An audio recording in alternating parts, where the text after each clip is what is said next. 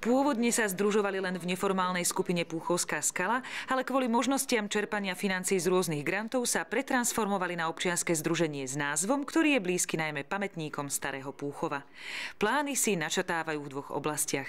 Robiť nejaké menšinové kultúrne akcie, ktoré tu chýbali, a nejak sa snažíme revitalizovať verejné priestranstvo ako na Púchovskej skale. Takéto nejaké dva ciele sú. Máme za sebou takmer rok fungovania a to sme stihli dorobiť nejaké aktivity, čo sme mali na Púchovskej skale, postaviť tam altánok a v podstate nejakých pár akcií kultúrnych, či už to boli nejaké literárne čítačky v lete alebo akustický večer na jeseň, open air kino sme mali a toto je v podstate druhá vývrtka. A ak sa pýtate, prečo diskusné večery organizujú pod takýmto minimálne zvláštnym názvom, tu je odpoveď. Je to nejaká metafora, že si nikdy neviem, ako sa to vyvrtne a ide o nejaký koncept v Banskej Bystrici, sa to volalo, že otvárač, a my už sme nechceli ich kopírovať, tak sme si nazvali, že vývrtka. Pri prvej mali ako hostia Ivu Semančíkovú, ktorá sa prišla podeliť so svojimi cestovateľskými zážitkami z Južnej Ameriky.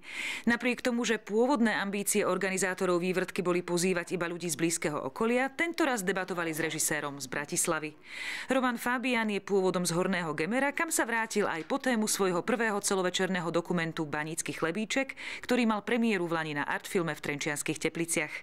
Pavučina Fabiánhovo životného pôsobenia je však spojená aj s Púchovom, kde chodil na gymnázium a umeleckú kariéru odštartoval v našom ochotníckom divadle.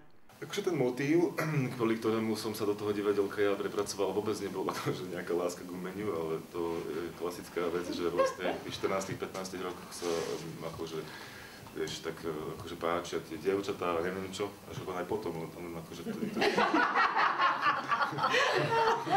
to je také akože intenzívnejšie, ja som mal taký dojem, a to tak všetko sa tak búri. Ja som sa samozrejme kvôli také akože babe tam ako rozhodol ísť, lebo som premýšľal, že ako sa jej tak akože priblížim.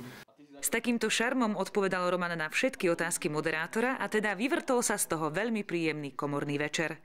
Hudobným hosťom bol Lukáš Zdurienčík a súčasťou akcie bolo samozrejme aj premietanie spomínaného dokumentárneho filmu. Je to aj